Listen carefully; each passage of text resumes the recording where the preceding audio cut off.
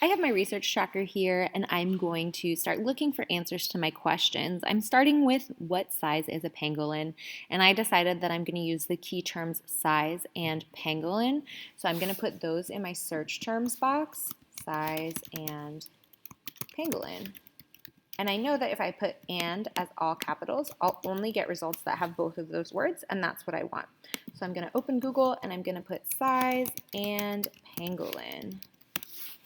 And then you can see I get a whole bunch of results that Google has put in a box for me, but I actually don't want to look at those results because I'm a researcher. So I want to make sure that I'm actually looking at good websites that have true information.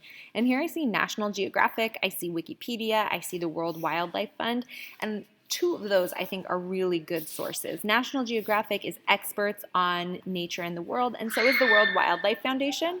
I'm going to go ahead and click on National Geographic, and I can see a little picture of a pangolin, and then I keep scrolling and I can see some information about them, and here is their size, and I am just going to copy and paste their size and their weight right into my research tracker.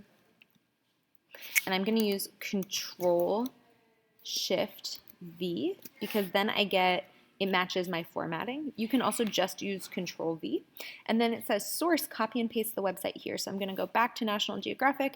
I'm going to click in the URL box. I'm going to click Control Copy, and then I'm going to put Control Shift V and paste it right in there.